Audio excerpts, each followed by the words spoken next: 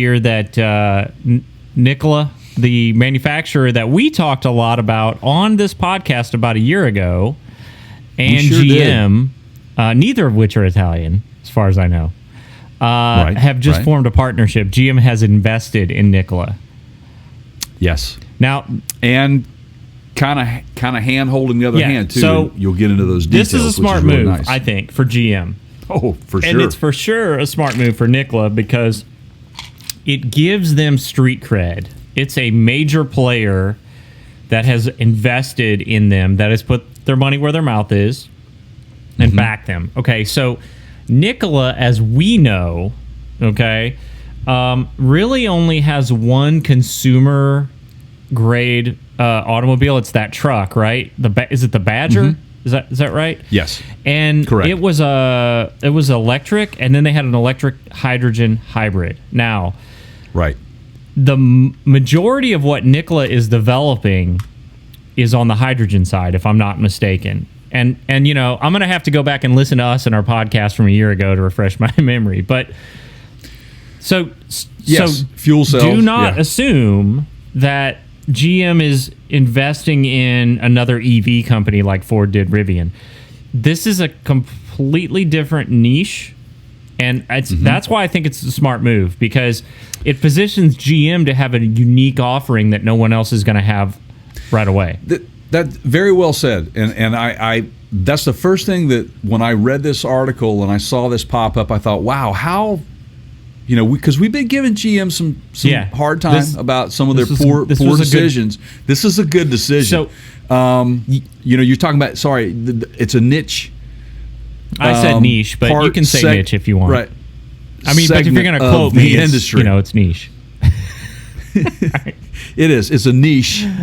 I say niche because whatever. I'm not here to tomato. Hey, I had somebody call me out for grammatical stuff, man.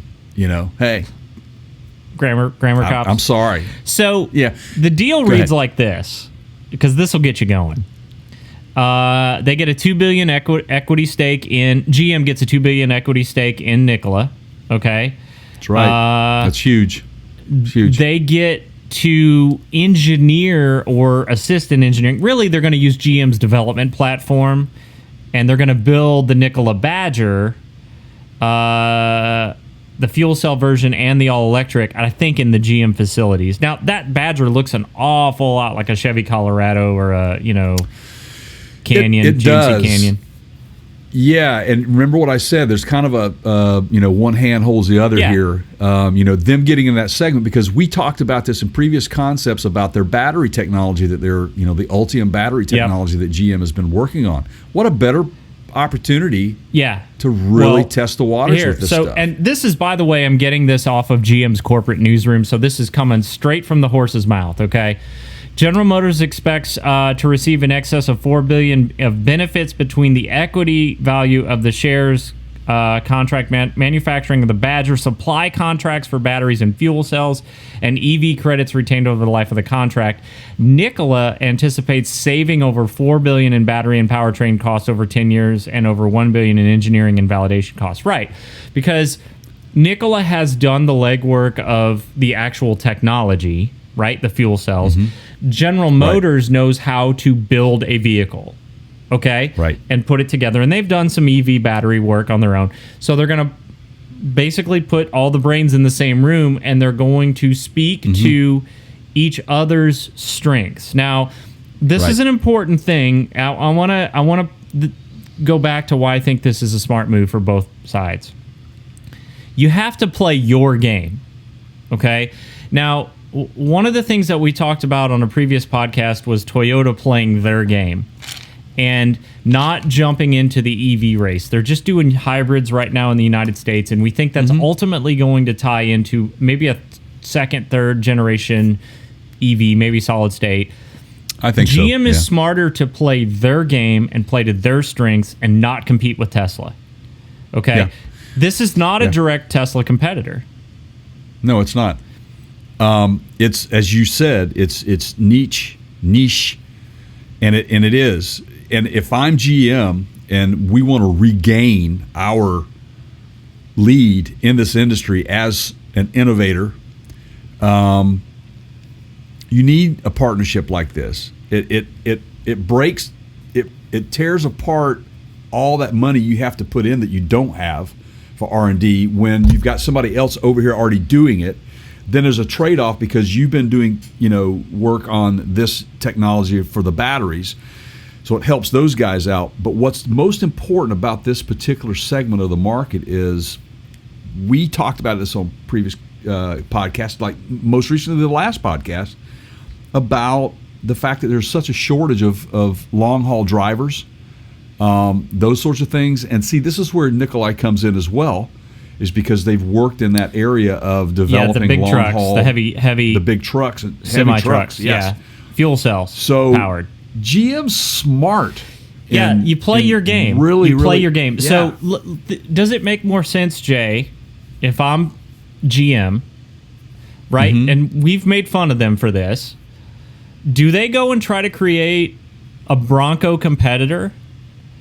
And try to compete in that off-road, overland, or if you prefer, and you're a fan of the show, overlandering crowd. Yeah.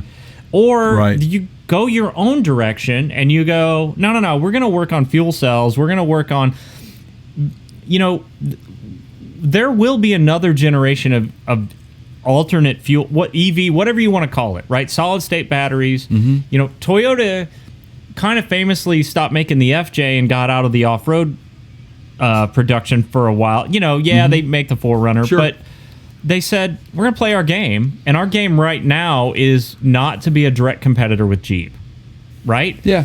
So and why would you? There's that is so competitive right now anyway. I mean, with Ford and Jeep, and we're going to get into some of these things here a little later on, but you're absolutely correct. I just don't, and we've had these moments the past few weeks where I've really been like, yeah, what the hell is GM thinking?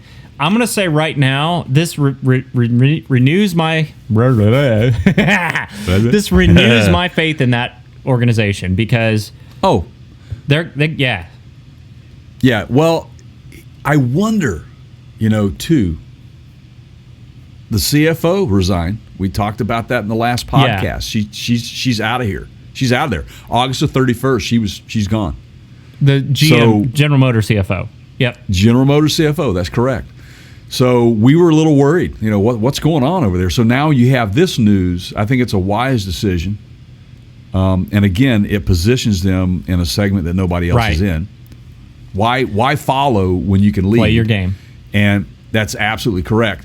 So that's what they've done here. And it's a viable part of the industry that somebody needs to be involved with. Because if they don't, then somebody else is going to step in and do it, and it'll happen. This is where we're headed, guys. EVs and alternative fuels are definitely the now, and it's what's going on. For me, now, you had mentioned about, are they going to try to create something to compete with Ford and Jeep?